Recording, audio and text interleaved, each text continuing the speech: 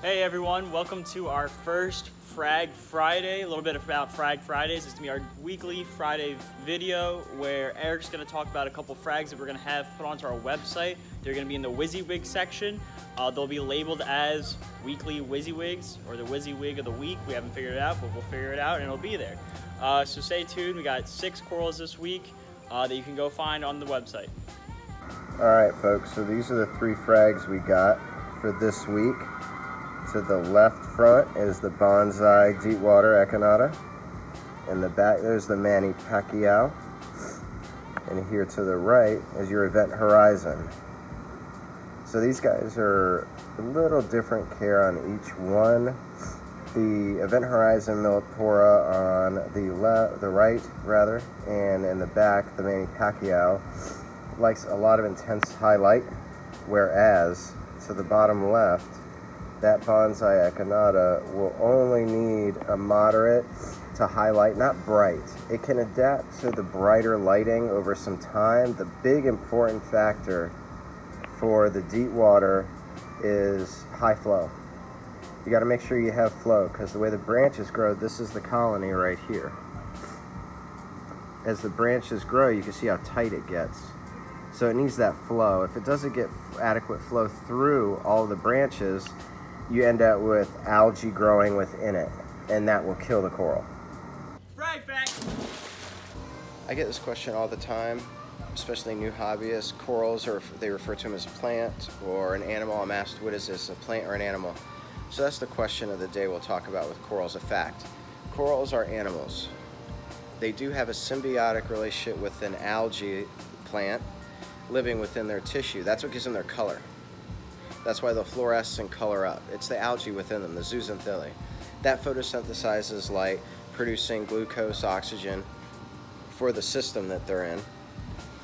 So that's how they get the majority of their food most of the time, is through photosynthesis. They are animals though, so they do capture planktonic foods. And depending on the coral, some LPSs will capture even larger animals to eat. So in combination with the photosynthesis from the algae within them and feedings in your aquarium, your corals will do very well. All right, folks, so these are the other 3 frags that we're going to be talking about today and putting up.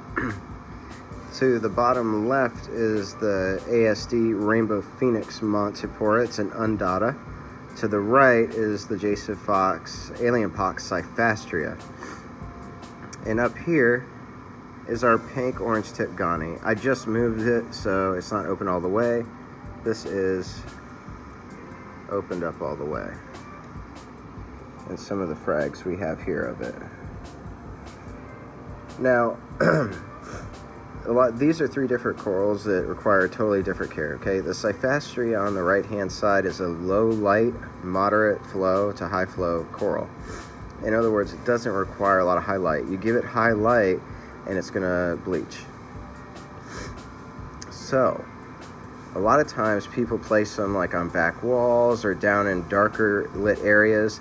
They grow 360 without 360 light, meaning it'll wrap around and fully encrust something, even on the underside where there is no light getting to it. That's a good thing about these. So a lot of people use statues too, and then the Cyphastria will completely encrust the statue, making it look like a Cyphastria statue. It's pretty cool. Now, the Montipora undata on the left, this one in particular, normally they don't require high light. They're a lower light, not as low as the Cyphastria, but a lower light. This guy in particular, sorry about the reflection going on, this one here in particular tends to do better with a little more light. It's very versatile. So the more light you give it, the more yellows come out, from what I've seen. Both liking, the one on the left, the Monty, liking cleaner water on average. However, I've had it in some pretty dirty water, and it's done pretty well. The Gonipora now, no clean water. If you have really clean water, odds are they don't do so well, and they're going to not open, and they'll just slowly die off and starve. So a tank that has some decent lighting, decent flow, moderate, and some nutrients going on I would say make sure you don't have bottomed out phosphate. If it's an SPS type dominant tank, don't even bother.